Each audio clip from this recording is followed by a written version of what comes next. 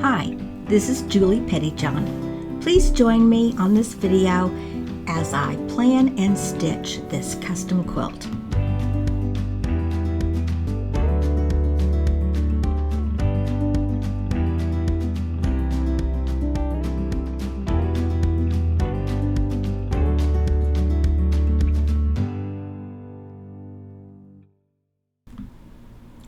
This are applique wellies on this quilt. Now this is how it looked before all the quilting was done. The first thing I do is make some rudimentary sketches, and I am not a good illustrator, and I'm not even sure if anyone else would be able to understand what I'm doing, but I understand it. Well, on this first page, I'm mainly just getting some measurements. Sue first mentioned that some butterflies might be nice somewhere in it, so I'd written down butterflies for the border. Then I talked with her daughter, who's the recipient of the quilt, and she said, I don't really like the butterflies that I'd sketched out and sent to her. So that's why I scratched out that and I put no butterflies. Then I almost immediately had the idea of straight vertical lines in that next, what I'm calling kind of an inner border. And I wanted to do some organic type of feathers inside of the, well, I think she called those lilies, but I'm not sure. But anyway, they're just some really beautiful fabrics there. Then, as you can see, I had decided to do a different kind of feather in the little triangular sections that divide those lilies, and then I changed my mind on that. I sketched these little swags, a swag with an echo and some little feathers to replace the butterflies in the outer border, and her daughter really liked that idea. She mentioned wanting some free motion doodling in the center section, just make that real artsy. And from there on, she was feeling good that I had things under control and just do whatever I wanted for the rest of it. So as you can see, I already could see some ribbon candy right around that center part. And let's see what happens next. Let's talk about marking a quilt. There are two different ways I can approach this. I can either measure my border and decide how will that divide evenly and try to get my increments that way. The way I prefer, if it works, is to use the piecing as my guide. So I can say, well, I'm either going to do like a swag that will cover one of these lilies, or a bigger swag that covers over two of the lilies. And then I start auditioning my rulers and trying to decide which one's going to work better for me. If you do marking on a quilt, you need to consider that you're going to have to decide, am I going to mark everything and then use the ruler to just place it near that line, and I'm going to be stitching on the lines as if you're tracing something? Or are you going to not mark, and when you use the ruler, remember that your ruler foot will place your stitch 1/4 of an inch outside of the ruler? Okay, so it's important, because if you mark things exactly where you want the line and then you put the ruler on the line, your stitches will be 1/4 inch away from that. And you know, that's not usually ideal. So a lot of times, if I know that I don't necessarily need to mark and it's something I can just do with rulers as I go, then I'm going to be using the ruler and my foot for that 1/4 inch spacing. If I'm marking the quilt, I'm going to either trace the lines, or I'm going to use something like I'm using here. And you're going to have to really take note and know which way you're doing it to know how that stitching is going to work out. So the Quilted Pineapple, most of these rulers I purchased from the Quilted Pineapple, And the Quilted Pineapple also has for sale these little like cylinders, and your pin or marking pin will fit in the little hole inside of that, and that then will place your line a 1/4 inch away from the ruler. Now when you use something like this, then when you go about your stitching, you can use the ruler as it was intended to be, with that 1/4 inch gap. You just need to take note of which way you're doing it and be consistent about the way you're doing it per that quilt. I'm not consistent all the time. It is dependent on the quilt that I'm doing, because some quilts I really need to mark it where I can lay it down and see everything, and there are other times where I know if I'm doing a smaller area, I can just use the rulers to figure it out when I get there. I ended up choosing the Quilted Pineapple curved ruler marked B. And then I also noted where I needed to put that ruler every time. So look at that 11 that I've circled there. That was the number that I used, and I first put the dotted line below 11, and I would place it on the line, and that's what I did my outer swag in. Then I would move it to the dotted line above the 11 to make my inside echo. Just find a spot that you can line up and make a note of that on something, and it'll help you all throughout the process. And here's a look of how those turned out. Select threads by auditioning them on the quilt, and I almost always use glide thread. I just love it. It just works perfectly every single time. Now there are so many videos out there about loading a quilt that I don't want to spend much time on that, but I'll just mention that the way I load a quilt is I do the clear view method. I load the back first, and then the top I fling it over the back pole, and I use sew tight magnets to hold down the bottom of my quilt. So I use the red snapper system for my backing. I use the sew tight magnets for my quilt top.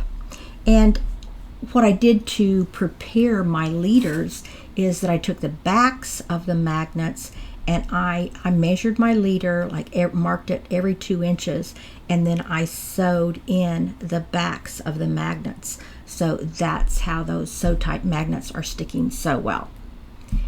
Now then I'll start rolling the top quilt, and it always works out. I used to worry that, well, I'm not really measuring exactly there to see if that's lining up, but I just kind of eyeball it, and then when I'm rolling it, I make sure too that it looks like it's rolling around the poles. It's all looking, pretty good and straight there for me. So I get that rolled out, and if it's not exactly perfect up at the top, I adjust it a little bit, and it all works out great. So I get the top down to where I want to stitch it onto the backing. Now I don't put the batting in until I put it on third, and the reason I don't do back then batting then top is because the fabric doesn't move real slick and easily over batting. Now when I turn this down, I realized that for some reason this time I stopped on my backing and I hadn't got it just in the perfect position, so I've got to go back and get that all turned on the leaders, or I would have been in some big trouble and run out of backing when I got down to the bottom. So that doesn't happen very often, but just always check everything. It's a good idea to always check everything. So then normally that's where my backing is, and then the top of the quilt is, I know that it's going to be in a good position for stitching down. Then I will just move it, let it hang towards the front while I lay out the batting. So I lay out the batting and then just kind of squish it in between the backing and the top. And I also have the hammock down there then, once I've got it all in position, where I can put the bottom of my batting. So I get that all into place. Then I go and do a plumb line on the batting and the backing so that I can make sure that my quilt top is not only looking straight on the bottom, but I've got it lined up square along the top before I baste it down. So that is how I load my quilts. I'll let you watch a little bit of my progress in stitching here. I will warn you, it is very, very slow. I have found that when I start a quilt, I'm a little bit hesitant about what I'm doing, and I find that I stitch really slowly. Once I get into the groove and get to doing it, I start speeding up a little bit more. But I'm just going to play it for a while at regular speed, and you can see that, I mean, that's just how it is. I guess maybe everybody's different, but don't ever think just because somebody's doing YouTube that, oh, well, they do it so fast or so perfect. I have left errors in here and everything. So feel free to fast forward between things that you want to just pass on by a little quicker. Thanks for watching.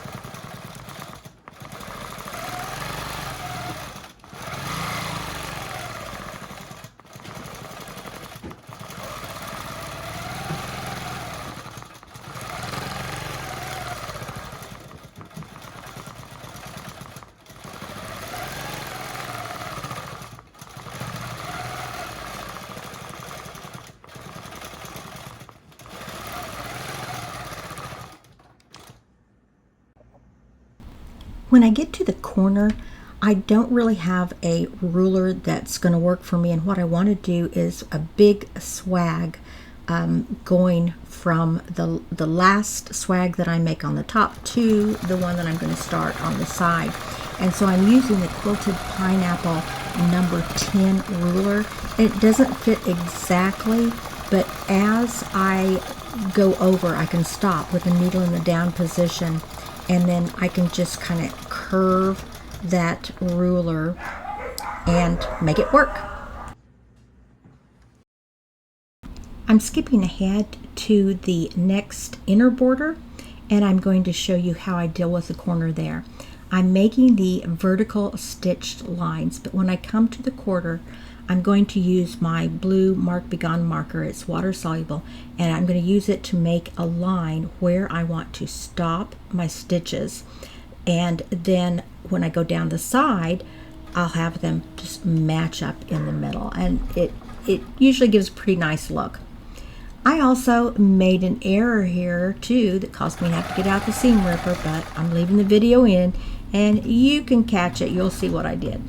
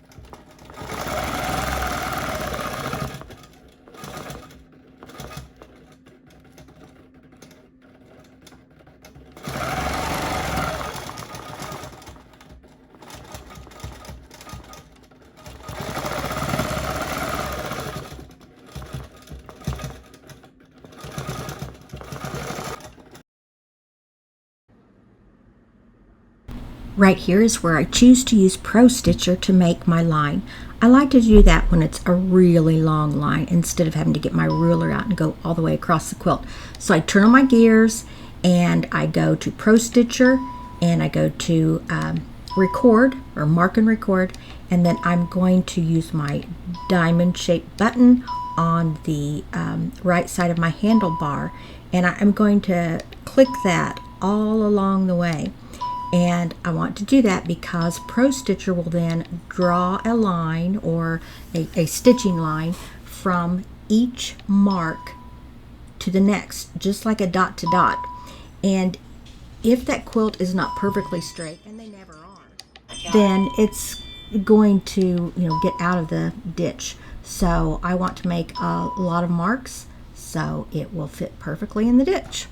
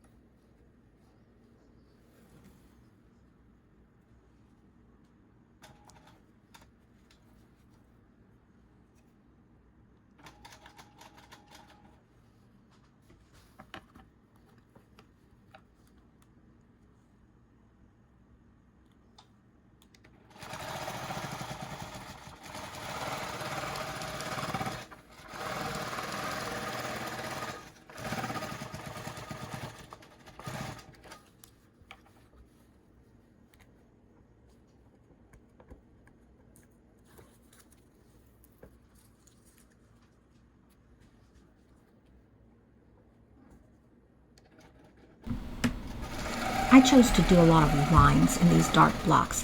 I really felt like any design I would choose would be totally lost. Plus, I love the fabric, and I think the fabric just really speaks for itself, and really what's going to look best here is just some texture, in my opinion anyway. So I'm doing 1/2 inch horizontal lines across the main part of the block. And then in the center, those center squares, I've chosen to do some crosshatch, and rather than use my rulers for that, I'm using a crosshatch design that I have on ProStitcher because I think it will be faster.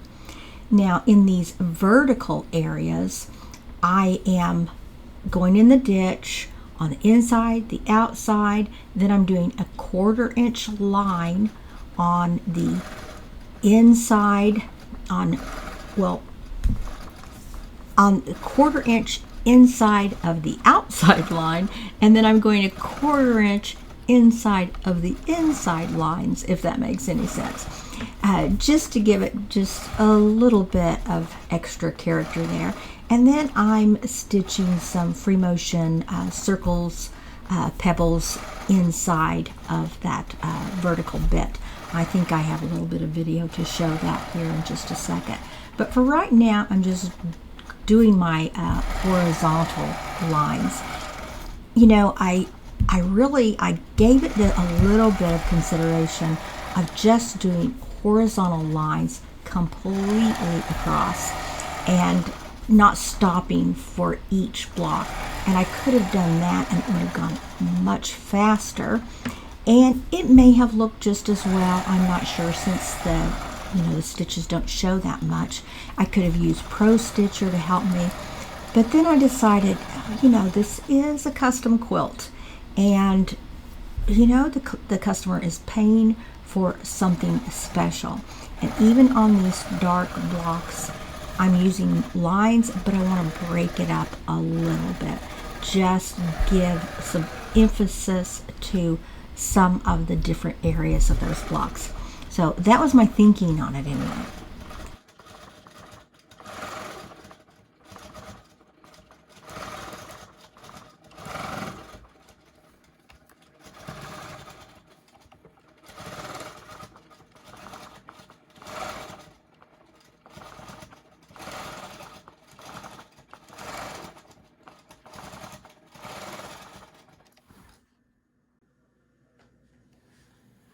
I've had my gears off for the ruler work. Now I turn the gears on, and then I go to area, and I want to use my diamond shaped button on my right handlebar to make my marks and mark my area, because I'm going to use ProStitcher for this crosshatch.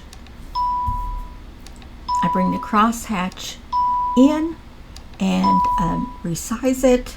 I think I resized everything previously to get it all ready for the quilting, but if I had not, I would need to resize it at this point and possibly skew it and then get ready to stitch.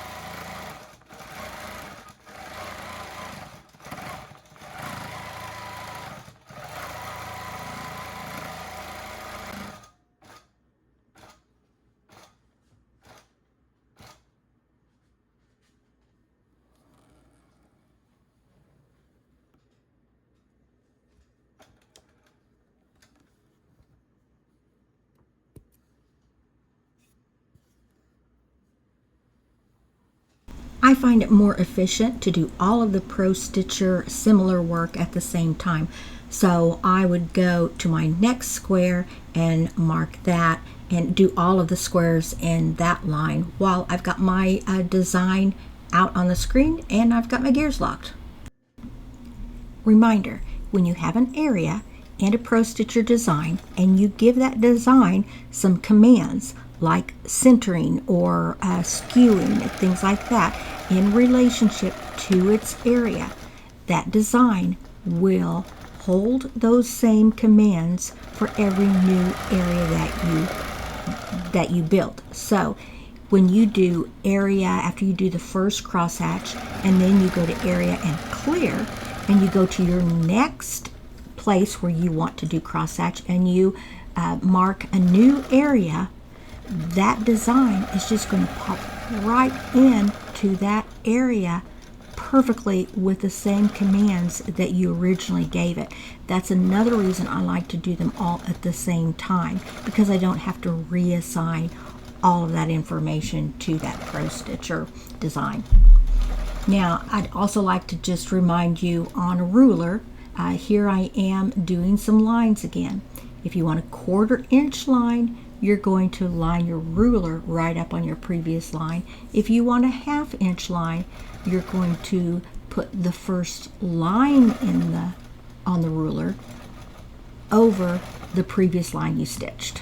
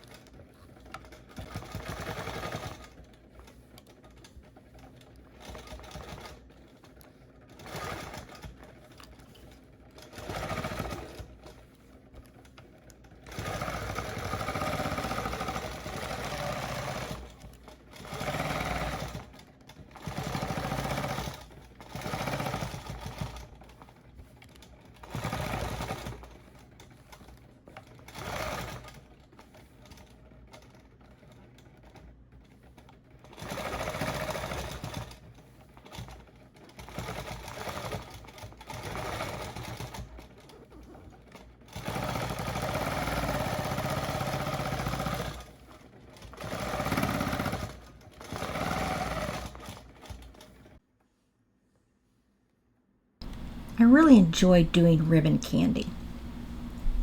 I think that when I was first learning ribbon candy, I think that one of the harder things to remember about doing ribbon candy is to make sure while you're doing the design that you're also moving over, that they can get real squished or something if you're not moving. So I'm always thinking when I come to the bottom and I'm going out in my little rounded area, I'm always thinking over, and then I curve back in and back, and as I'm going to the top, and then as I'm going around the top, I think over, and then over.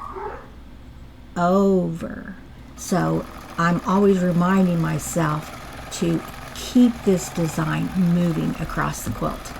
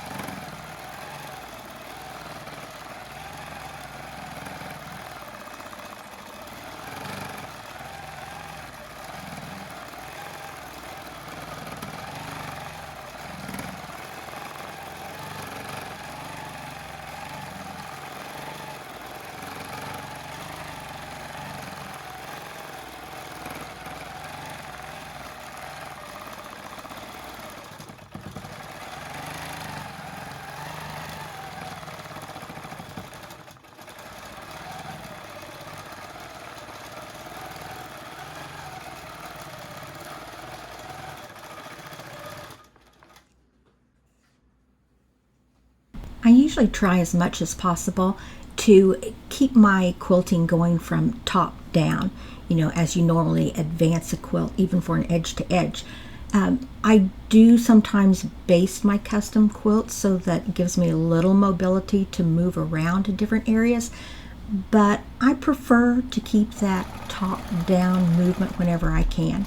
So rather than doing like all of the ribbon candy and going around all of that, which would cause me to need to advance the quilt, I'm moving over now to another section, and I'm doing what I like to call fence posts, because to me, I just always think of like the little top dog ear part of a privacy fence. I've heard some people call them bumps, and some people say they look like thumbs. I don't really see the thumbs, but whatever helps you to do it. It's so very simple, but it really works well in some areas.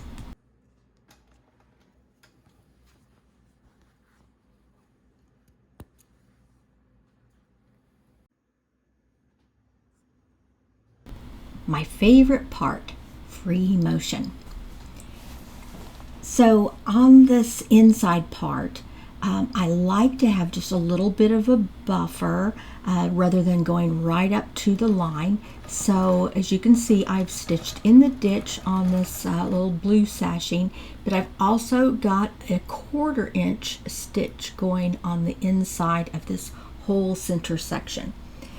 Then I'm also planning to kind of echo, outlining, sort of echoing, kind of in between around some of this applique. I don't go right on the line just to outline it. I'm not making a real big echo and a big buffer, but just a little bit of one. And of course, one of my favorite standbys that I think always looks good anywhere are swirls. Now, I could do all swirls and be happy, but the neat thing about swirls is it's so easy to go into something else from a swirl. So swirls are, they stand alone really nicely. There are different types of swirls. So you've got swirls, and then you've got elongated swirls. You have swirls that you can put feathers around. Swirls can be the center of other designs. Swirls just work great. Now, I said that free motion's my favorite part. I feel, okay, it's a complicated feeling. When I get ready to start this type of free motion, I feel some excitement. I feel some fear, because, you know, it's so open, and I want there to have a plan. I want to have a plan. I want to go into it thinking, I'll do this kind of over here, and I want to do this over here. You know, I don't want to just wing it, because I can just start going crazy and then find myself in some kind of predicament when I just, you know, stitch whatever comes to my mind. But I also don't want to just, you know, fence myself in too much with a plan. I want to have some of that freedom sometimes, where I just, right as I'm coming out of the swirl, I just get this feeling and this desire to go a certain way, or I just all of a sudden think, ooh, you know what would look cool here, and I go right into it. I said there's a little bit of fear, because especially when I first started doing free motion, and you know, I still have improvement to do, but I am a lot better than I was in the beginning. So I would just take quite a while to try to mentally prepare for what I was starting to do. So there's still just a little bit of that, like, oh, don't let me mess this up. But it's also just so much fun. I just love just gliding around and doing all kinds of fun, soft, cool textures. And I like, I mentioned the softness, but I also like to mix up, like in this free motion area, I had seen at one time, probably on Pinterest, I'm not sure where, I saw a picture of a design where someone had placed just like a portion of a crosshatch. They'd put some grids in, then up to those grids done some really soft swirls. And I just thought it looked so neat, putting the soft and the hard together.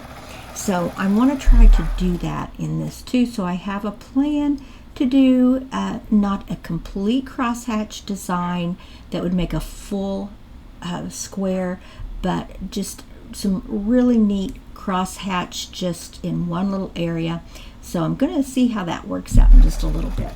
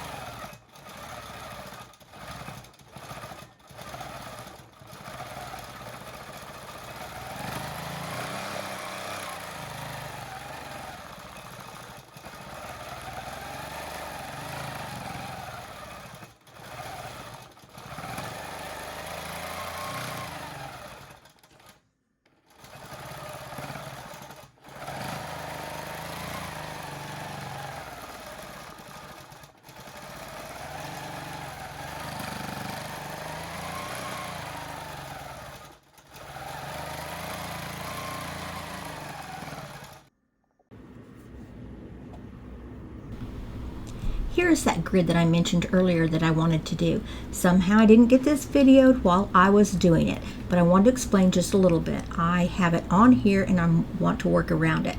I'm going to show you my ProStitcher screen in just a moment and show you that I brought in the design that I used for my squares, but I rotated it, I kind of distorted it a little bit. I turned the grid on to kind of help me with that, because those large squares are 1 inch, the little squares inside represent a 1/4 inch. Then I didn't want my edges closed, so I think I may have cropped that, or I just grabbed a little bit and moved it, I can't remember. But instead of closing the edges, I just left some of them open so that I could just, you know, stop and have some of those just extending on their own. But I thought it turned out pretty cool. I'm also trying to show here some of the applique that I've already gone around. When I first was working around applique, when I very first started quilting, I used to get so nervous about this. But you know what? I realized I just need to be a little more loose about it. I need to just go around it. It does not have to be perfect at all. Just go around it. Give yourself some kind of buffer. Plus, you need that beautiful applique to stick out. In regards to applique, new quilters always want to know also, do you stitch on applique or not? Well, you can. It's not going to hurt it. I know that my customer's already gone through a lot of work getting that applique to look beautiful, so I try not to stitch on it whenever I don't have to. Now, when do I have to? I have to when there is a fairly large area and I know that from where I've ended one bit of quilting to where I start my next bit of quilting. So if that applique makes that space I'm talking about very large, I know that over time that's going to stretch out and it's going to kind of stick out from the quilt and it's just not going to look good. So it does need some stitching down to help hold it in place. So that is when I will stitch on applique. Otherwise, it does not need it.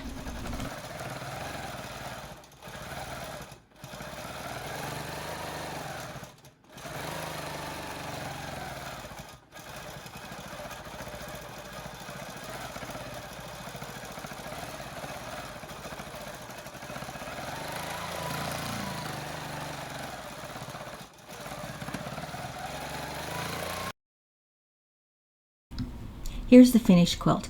I did not stitch very much at all in the applique. I did have to in the wellies, and in the part that represents the grass on the bottom, I put a clamshell design on that because those were all larger pieces of fabric and needed held down. I used Superior Thread 100 weight for those so it wouldn't show very much. I hope you enjoy custom quilting as much as I do, and thank you for watching my video.